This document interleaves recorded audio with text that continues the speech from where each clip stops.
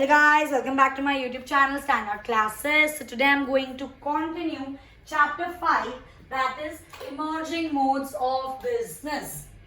ठीक है, इससे प्रीवियस वीडियोस में हम काफ़ी कुछ कर चुके हैं इसके बारे में. मैं ऑलरेडी पार्ट 1 और पार्ट 2 इसका अपलोड कर चुकी हूँ. Today I am going to continue with this chapter and आज की हमारी वीडियो का फर्स्ट टॉपिक है ऑनलाइन ट्रांजैक्शन.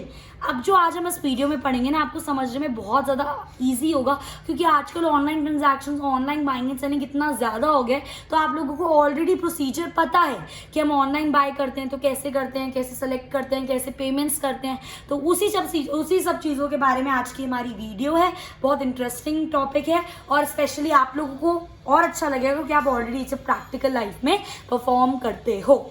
आई मेरी बात समझ. Let's get started with the first topic that is online transaction. अब आप एक सेलर के पॉइंट ऑफ व्यू से सोचो. फॉर एग्जांपल हमको एक वेबसाइट अपना लॉन्च करना है, जैसे अमेजोन है, फ्लिपकार्ट है. ये लोग सारे ऑनलाइन सेलर करते हैं, ऑनलाइन सेलर्स हैं. ये सारा इनका जो बाइंग एंड सेलिंग होता है, ऑनलाइन ट्रांजैक्शन होती है वो सारा. ठीक है, तो जब भी आप ऑनलाइन कुछ मतलब एज फॉर एग्जांपल मेरे को अपनी वेबसाइट डालनी है तो मुझे क्या क्या चीज़ों का ध्यान रखना है अपना एक ऑनलाइन बिजनेस खोलने के लिए. बात को समझ रहे हो? तो 3 stages in online transaction. 3 stage में किस चीज़ों का ध्यान रखना है एक ऑनलाइन बिजनेस में. Stage 1, stage 2, stage 3. स्टेज 1 ध्यान से समझना, प्री परचेज ऑब्लिक सेल्स, मतलब परचेज से पहले. प्री परचेज मतलब परचेज से पहले, प्री सेल्स मतलब सेल्स से पहले. आप देखो, अगर आप कोई अपनी वेबसाइट लॉन्च कर रहे हो, अब आपको प्रोडक्ट्स देने हैं लोगों को, तो प्रोडक्ट्स पहले आपको कहीं से खरीदने तो पड़ेंगे, तभी तो आप उनको सेल करोगे. तो जब आप वो चीज़ परचेज कर रहे हो, आप इस सारा एक सेलर के पॉइंट ऑफ व्यू से सोचोगे. ठीक है, तो जब भी हम एक अपनी वेबसाइट के लिए कुछ प्रोडक्ट्स को खरीदेंगे तो हम अच्छे से इंफॉर्मेशन देखेंगे पहले, प्रोडक्ट किस बारे में है, कैसे है, कहाँ से लेना है. और जब हम उस प्रोडक्ट को सेल करने वाले होंगे, सेल से पहले हम उसको अच्छे से एडवर्टाइज करेंगे. यही तो बंदा करेगा, है ना. और ऑब्वियसली बात है, परचेज करना जरूरी है. सेल से पहले परचेज नहीं करोगे तो सेल कैसे करोगे. बात समझ रहे हो मेरी?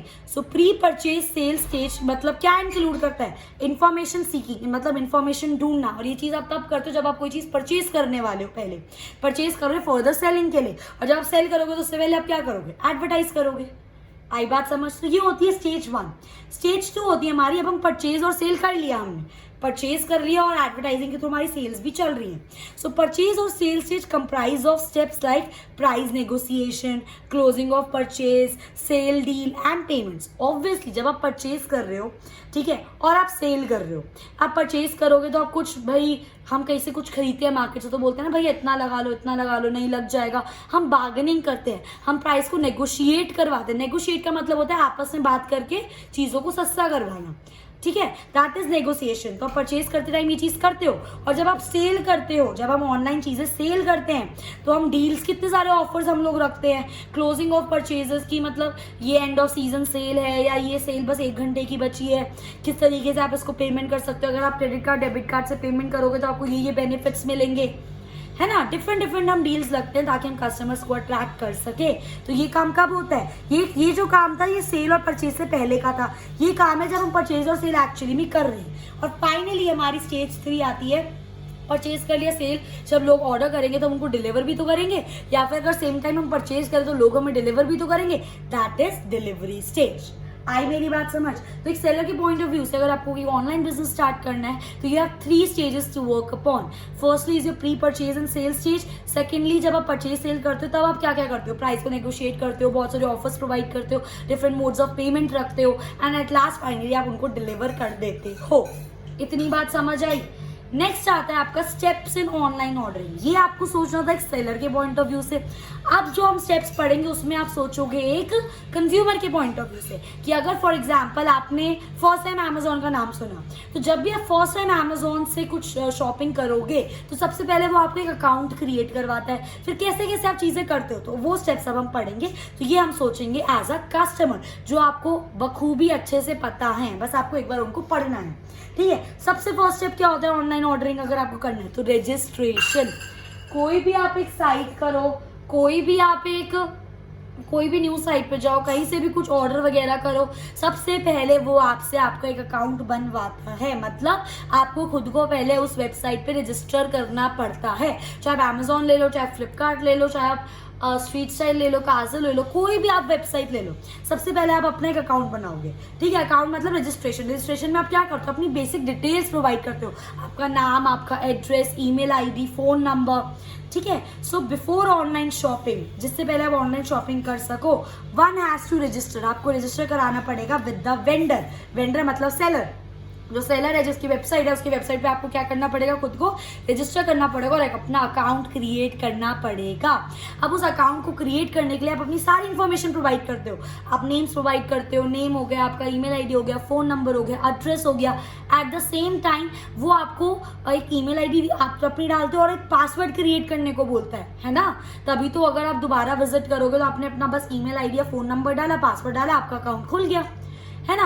तो वो बेसिकली पासवर्ड लेने का मतलब क्या होता है, पासवर्ड लेने का ये मतलब होता है कि बाय चांस, फॉर एग्जांपल जैसे मैंने रजिस्टर करा कनिष्का सिंगल के नेम से, ठीक है, और मैंने ब्राउज करा और मैंने कुछ चीज़ें अपने शॉपिंग कार्ट में डाल दी, तो उस पासवर्ड से सब कुछ प्रोटेक्टेड है, कोई नहीं देख सकता। इनफैक्ट वेंडर भी खुद नहीं देख सकता कि इस जिन्होंने भी, जैसे मैंने ट्रांजैक्शन जो करी है, फिर मैंने जो चीज़ें सेलेक्ट करी है, मैंने अभी क्या क्या देखा है या क्या क्या मैंने अपने शॉपिंग कार्ट में डाला है, इसलिए हम पासवर्ड लगाते हैं। आई मेरी बात समझ। सो अमंग वेरियस डिटेल्स, बहुत सारी डिटेल्स, बेसिक डिटेल्स तो देते ही हो, that need to be filled in is a password also, so that your account and shopping cart is password protected, ताकि जो भी आपके अकाउंट्स की डिटेल और जो भी आपका शॉपिंग कार्ट है वो आपका क्या है, एक पासवर्ड से प्रोटेक्टेड है, जिसको पासवर्ड पता है सिर्फ वही खोल पाएगा। ठीक है, अब हमने रजिस्ट्रेशन कर दी, अकाउंट बन गया, अब उसके बाद हम चीजें देख सकते हैं उस पर, और चीजें देखकर हम क्या करेंगे, अपने ऑर्डर को प्लेस करेंगे। So placing an order, you can pick and put the item in a shopping cart. आप देख रहे हो जो जो चीजें आपको पसंद आ रही है, आप add to cart, add to cart, add to cart, add to basket, add to bucket, ऐसी चीजें होती है, सारी एक ही बात है ना। जब हम ऑनलाइन, आप किसी फिजिकल स्टोर पे जाते हो, फॉर एग्जांपल रिलायंस मार्ट जाते हो, बिग बाजार जाते हो, वहाँ पे कार्ट्स होते हैं, जो जो पसंद आता है अपने ट्रॉली में रखते रहते हो आप, वही चीज होती है शॉपिंग कार्ट भी होता है एक, जो ऑनलाइन प्लेटफॉर्म पे होता है, वो फिजिकल कार्ट तो नहीं होता, बट बेसिकली शॉपिंग कार्ट एक तरह की इन्फॉर्मेशन है कि भाई इंसान जब चला रहा था आपकी साइट तो उसने क्या क्या चीजें देखी, क्या क्या चीजें उसने सेलेक्ट करी। आई बात समझ। So you can pick and put the item in a shopping cart. Shopping cart actually होता क्या है, एक ऑनलाइन रिकॉर्ड है, ये कोई ट्रॉली नहीं है, एक ऑनलाइन रिकॉर्ड है ये, विच टेल्स, जो आपको बताता है that what you all have picked up while browsing, चीजें सेलेक्ट करते हुए आपने क्या क्या चीजें देखी। इतनी बात समझ आई, ठीक है। After filling your shopping card you can simply check out. अब जब आपका शॉपिंग कार्ड भर गया, क्या करते हो, बिग बाजार जाते हो, ट्रॉली में सामान भर लिया, हो गया, फिर अब क्या करते हो, चेक कराते हो, उसको चेकआउट करते हो, पेमेंट करते हो और सामान घर ले जाते हो। सेम चीज यहाँ पर होती है, शॉपिंग कार्ट में सामान भर लिया, अपना सेलेक्ट कर लिया, उसके बाद चेकआउट करो, उसकी पेमेंट करो एंड वो सामान आपके यहाँ पर डिलीवर हो जाता है। आई बात समझ, ठीक है। सो बस अब इसके बाद एक और जो चीज आती है that is payment option. Checkout तो कर दिया, पर अब आप उस चीज की पेमेंट कैसे करोगे, तो पेमेंट करने के लिए आपको जो वेंडर है वो काफी सारी फैसिलिटी प्रोवाइड करता है। क्या क्या ऑप्शन है पेमेंट करने के लिए, सीओडी, बहुत फेमस चीजें सुना होगा, that is cash on delivery. इसका मतलब क्या है कि जब सामान डिलीवर हो जाएगा भाई, जब तुम हमारा सामान पहुंचा दोगे, हम तभी तुम्हें तुम्हारा कैश देंगे। एक तो ये होता है पेमेंट करने का तरीका। दूसरा तरीका क्या होता है, चेक। चेक में आपने सुना होगा ये चीज कि कैसे हम लोग ऑन क्रेडिट ले लेते हैं सामान की। फॉर एग्जांपल मैंने कोई चीज़ ली 10,000 रुपये की और अभी मेरे पास 10,000 रुपये नहीं है, तो मैं 10 दिन बाद का चेक दे दूंगी कि भाई तू 10 दिन बाद का चेक ले ले, और 10 दिन बाद जब तू चेक अपने अकाउंट में डालेगा तो तेरे को तेरे पैसे मिल जाएंगे, और उन 10 दिन में तब तक मैं वो 10,000 रुपये इकट्ठे कर सकती हूँ। ठीक है, तो वेंडर आपको ये फैसिलिटी, अब तो ये चीज़ नहीं होती, ये चीज़ पहले होती थी जब इनिशियली ऑनलाइन शॉपिंग स्टार्ट हुई थी। वेंडर क्या करता था, अपने किसी भी अंडर जो कलीग्स वगैरह होते थे या जो भी होता था, किसी को भेज देता था कि आप इस पर्टिकुलर पार्टी से चेक कर उठा के लेकर आओ। आई बात समझ, पर अब ये चीज फॉलो नहीं होती। ठीक है, so vendor may arrange for the pickup of the check. Next होता है नेट बैंकिंग ट्रांसफर्स। क्योंकि आजकल बैंक्स हमारे बहुत मॉडर्न हो गए, एडवांस हो गए, तो वो काफ़ी फैसिलिटी हमको प्रोवाइड करते हैं। आप घर में बैठे बैठे अपने पैसे एक अकाउंट से दूसरे अकाउंट में ट्रांसफर कर सकते हो। बैंक्स ने उसके लिए आपको 3 चीज़ें प्रोवाइड करी हैं, जैसे NEFT हो गया, RTGS हो गया, IMPS हो गया। ये कुछ ऐसी चीज़ें हैं जिनके थ्रू आप अगर आपके अकाउंट में पैसे हैं तो आपको कोई चेक किसी चीज़ की जरूरत नहीं है, आप ऑन अ क्लिक पैसे ट्रांसफर कर सकते हो from one account to another account. आई मेरी बात समझ। तो आजकल ये भी चीज़ वेंडर्स ने फैसिलिटी प्रोवाइड कर दी है, क्योंकि बैंक्स के थ्रू हमें ये फैसिलिटी मिल रही है कि आप चाहो तो इलेक्ट्रॉनिकली डायरेक्ट पैसा हमारे में ट्रांसफर कर सकते हो, तो आप इस तरीके से भी पेमेंट कर सकते हो। नेक्स्ट आता है आपका क्रेडिट और डेबिट कार्ड, जो कि मोस्ट फेमस चीज़ है। 90% लोग जो ऑनलाइन शॉपिंग करते हैं वो क्रेडिट कार्ड या डेबिट कार्ड से पेमेंट करते हैं।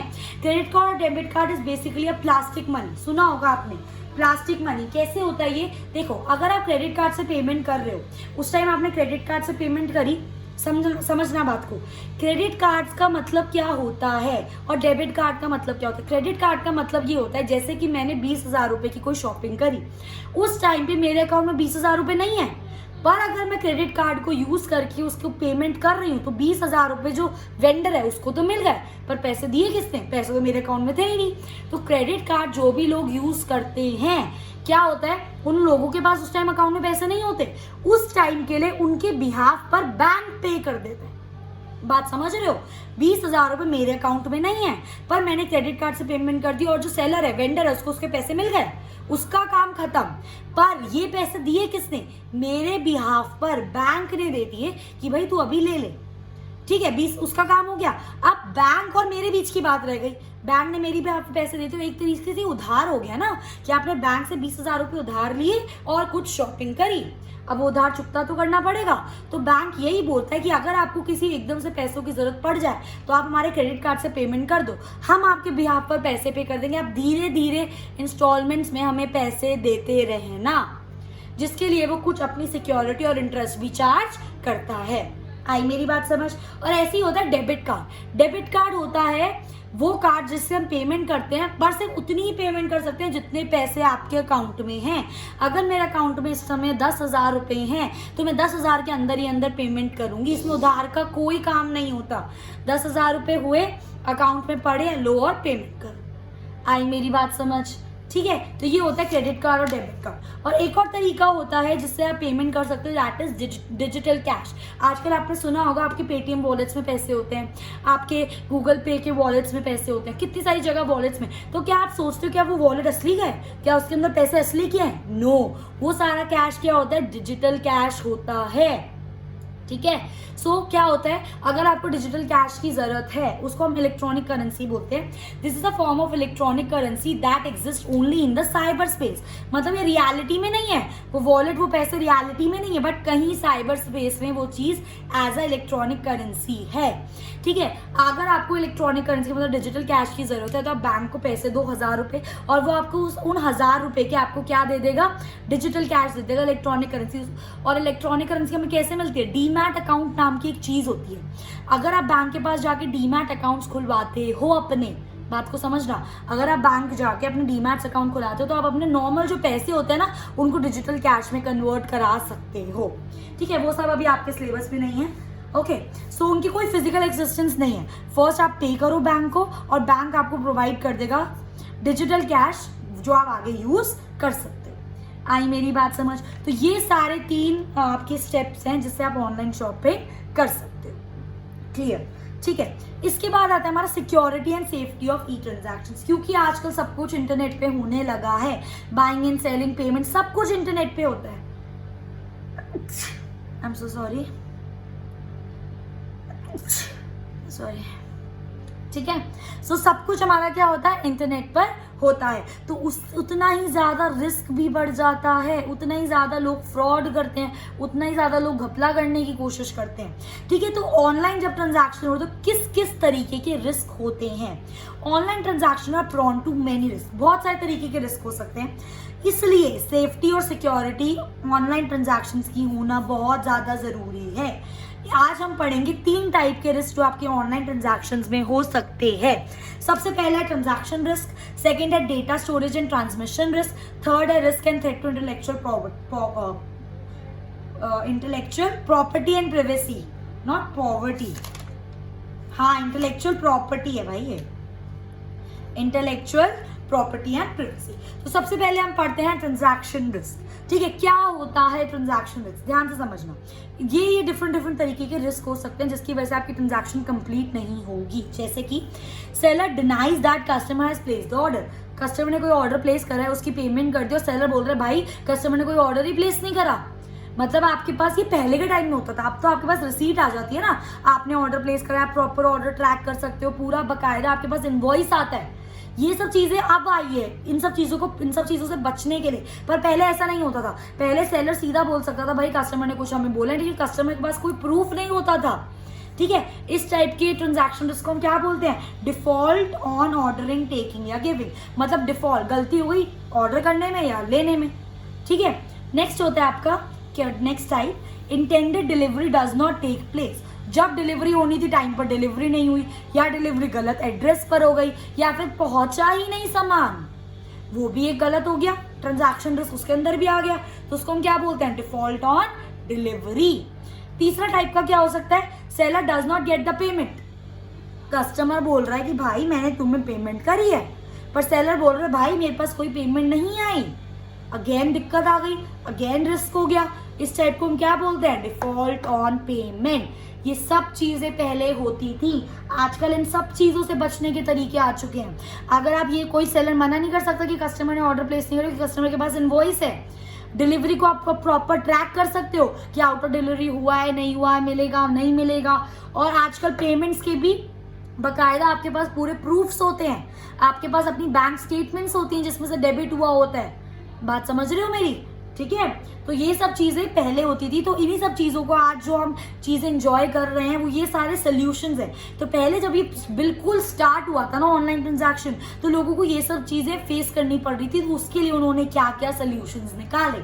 ठीक है, इन ऑर्डर टू कंफर्म, मतलब अब सेलर को कैसे पता भाई कि ये कस्टमर है, ये जेन्युइन कस्टमर है, ये यहीं पर रहता है। हो सकता है मैंने कोई ऑर्डर प्लेस करा और पाकिस्तान का एड्रेस डाल दूं मैं उसके अंदर, तो भाई सेलर को कैसे पता चलेगा कि जो कस्टमर है वो जेन्युइन कस्टमर है, वो सही जगह से ऑर्डर कर रहा है, उसका सही एड्रेस है। तो इसके लिए भी एक सॉफ्टवेयर होता है, in order to confirm that customer ने अपनी जो डिटेल्स हैं, नेम है, फोन नंबर है, सही टाइप करा है। आजकल आप देख रहे होगे जब भी आप अपने फोन में कोई फोन नंबर वगैरह डालते हो तो आपके पास इंस्टेंटली OTP आता है, तो OTP that is one time password, वो क्यों आता है, ये वेरीफाई करने के लिए कि भाई आपने सही नंबर डाला है या नहीं डाला। बात समझ रहे हो? ठीक है, सो इन ऑर्डर टू कंफर्म कि कस्टमर ने सही डिटेल्स डाली है नहीं डाली है, उसका सही एड्रेस है या नहीं है, सेलर क्या यूज करते हैं, कुकी एक सॉफ्टवेयर होता है। कुकी क्या होता है, कुकी ना ID कॉलर की जैसे होता है आपका, मतलब जैसे कॉलर ID कॉलर, उसमें ना कस्टमर्स की प्रॉपर डिटेलिंग्स होती है, तो उससे वो क्रॉस चेक कर सकते हैं। आई मेरी बात समझ? नेक्स्ट आता है आपका from a point of view of a customer, कि भाई कस्टमर को कोई फ्रॉड फील हो रहा है, उसे पेमेंट कर दी, डिलीवरी नहीं हुआ सामान, क्या करे कस्टमर। तो इस सिचुएशन में हम कस्टमर को ये बोलते हैं कि आप उसी जगह से शॉपिंग करो, उसी साइट से शॉपिंग करो जो रिलायबल हो, जो ट्रस्टेबल हो। ठीक है, इसमें कस्टमर को खुद ध्यान रखना है। और तीसरा होता है to protect the confidential information. बात को समझो कि जब आप पेमेंट कर रहे हो, आप क्रेडिट कार्ड से पेमेंट कर रहे हो, आप डेबिट कार्ड से पेमेंट कर रहे हो, आपको अपना क्रेडिट कार्ड नंबर डालना पड़ता है, आपको अपना 3 डिजिट वो प्रिवेसी नंबर जो कोड होता है वो डालना पड़ता है। ठीक है, तो ये सारी डिटेल्स भी तो कॉन्फिडेंशियल होती हैं क्योंकि डायरेक्ट बैंक से लिंक्ड होते हैं, कोई भी फाइनेंशियल फ्रॉड हो सकता है, कौन होगा उस चीज़ का जिम्मेदार। तो उस सब चीज़ों को बचाने के लिए कौन सी टेक्नोलॉजी यूज करी जाती है, secure socket layer. Secure socket layer एक ऐसी टेक्नोलॉजी है जिसके अंदर जब भी आप कोई चीज़ डालते हो तो आपकी इंफॉर्मेशन कहीं नहीं पहुंचेगी, कोई आपकी वो इंफॉर्मेशन नहीं देख सकता। ठीक है, ऑल्सो और भी 2 तरह की technology, that is encryption and cryptography. ये भी आजकल सेलर्स यूज करने लगे हैं ताकि जो भी अपना क्रेडिट कार्ड या डेबिट कार्ड डिटेल्स डाले तो और कोई उसको ना देख पाए। आई मेरी बात समझ? ये था हमारा first type of risk, that is transaction risk. Second risk आता है हमारा data storage and transmission risk. अब इसमें क्या होता है, data storage and transmission risk में data stored in the system and en route to expose to number of risk. जो एक डेटा सिस्टम में स्टोर्ड है, अब डेटा कहीं ना कहीं तो स्टोर्ड है ना, तो जो डेटा आपका सिस्टम में स्टोर्ड है उसको बहुत ज्यादा रिस्क हो सकता है। So important information can be stolen. जो भी इम्पोर्टेंट इन्फॉर्मेशन है उसको चोरी भी करा जा सकता है, उसको मॉडिफाई भी करा जा सकता है और उसको आपके अगेंस्ट गलत तरीके से यूज भी करा जा सकता है। और ये यूजुअली कैसे होता है, वायरस और हैकिंग का नाम तो सुना होगा, लोग वायरसेस डाल देते हैं पीसीज में, कंप्यूटर्स में, सॉफ्टवेयर में, लोग हैक कर लेते हैं और आपके इन्फॉर्मेशन को यूज कर लेते हैं। कभी सोचा वायरस की फुल फॉर्म क्या होती है? वायरस की फुल फॉर्म होती है virtual information under seize. Virtual information under seize. 4 level के वायरस होते हैं आपके, level 1 virus, level 2 virus, level 3 virus, level 4 virus. Level 1 virus सबसे कमजोर वायरस, जिससे आपको ज्यादा नुकसान नहीं होगा। लेवल 2 उससे ज्यादा डेंजरस, लेवल 3 उससे, और लेवल 4 सबसे ज्यादा डेंजरस। लेवल 1 वायरस में क्या होता है? सम ऑन स्क्रीन डिस्प्लेस, मतलब आप अपना पीसी चला रहे हो और कुछ आपको चीजें पॉपअप हो रही है आपकी स्क्रीन पे जो आप नहीं खोल रहे हो, अपने आप हो रहा है, दैट मीन्स वो एक लेवल 1 का वायरस है। लेवल 2 वायरस क्या होता है? Disruption of functioning. आपका जो पीसी है, जो आपका हार्डवेयर है, वो बहुत ज़्यादा रुक के चल रहा है, ढंग से नहीं चल रहा है, that is level 2 virus. Level 3 virus होता है damage to the target data file.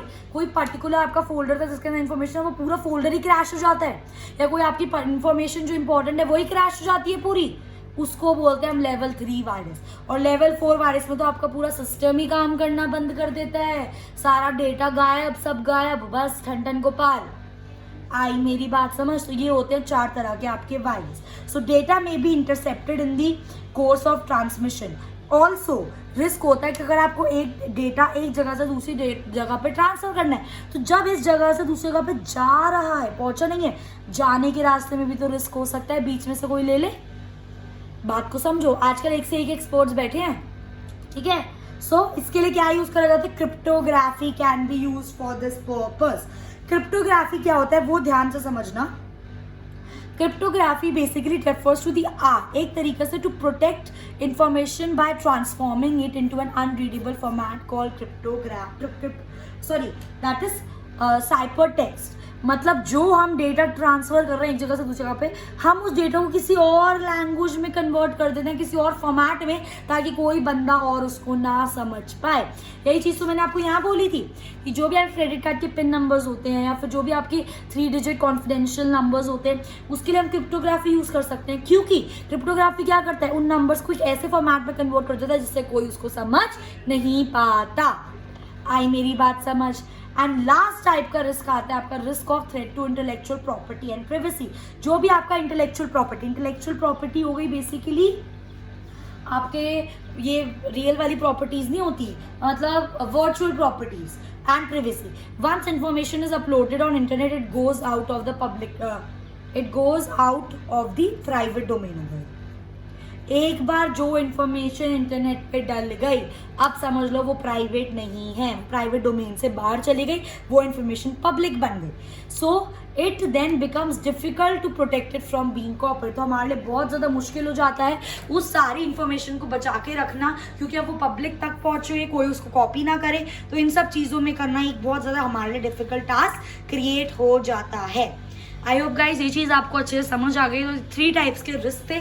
In my next video I will be starting very important topic that is outsourcing, जो आपको समझना बहुत इंपॉर्टेंट है और 12th में भी यूज होगा। सो आज के वीडियो के लिए इतना ही। If you like my video please do like, share and subscribe my channel standard classes.